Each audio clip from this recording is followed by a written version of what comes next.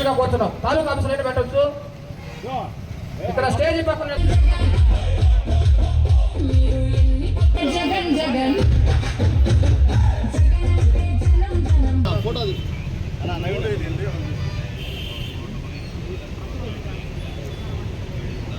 వేదిక మీదకి రావాల్సిందిగా కోరుతున్నాం. అదేవిధంగా నలుగోలు సుబ్బారెడ్డి గారిని రావాల్సిందిగా కోరుతున్నాం.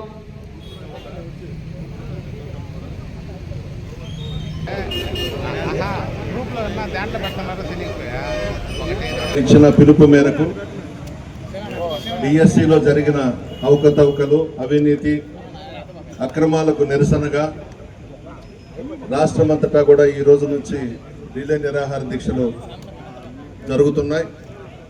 అందులో భాగంగా ఈరోజు మనం కోవూరు నగర పంచాయతీ, కోవూరు మండలానికి సంబంధించి ఈరోజు ఈ కార్యక్రమం ఏర్పాటు చేసుకున్నాం.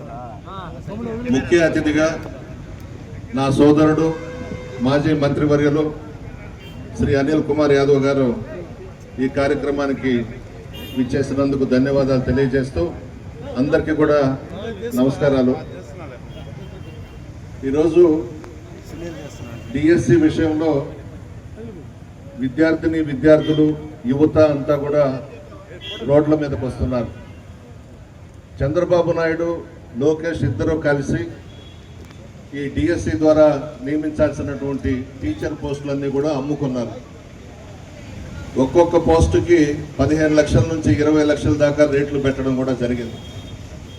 ఇంకా ఈరోజు మనం అందరం కూడా లోకేష్ రాజీనామా చేయాలని అడుగుతున్నాం.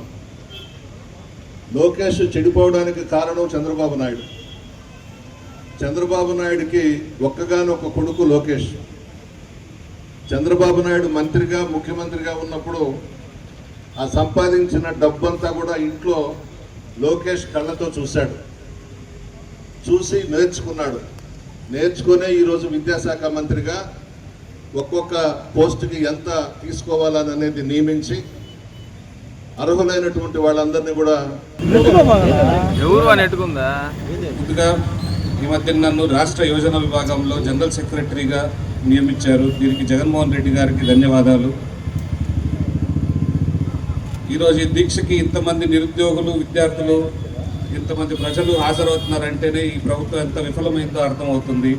ఎప్పుడూ కూడా జగన్మోహన్ రెడ్డి గారు ముఖ్యమంత్రిగా ఉన్నప్పుడు ఇలాంటి దీక్షలు, ధర్నాలు ఎప్పుడూ కూడా జరగలేదు.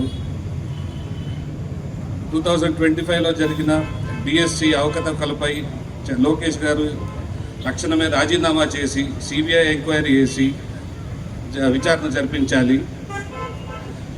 మన ఢిల్లీలో ఎలాగైతే నీట్ దానిపైన ఒక హై లెవెల్ కమిటీ వేసిందో సెంట్రల్ గవర్నమెంట్, అలానే ఇక్కడ కూడా ఒక కమిటీ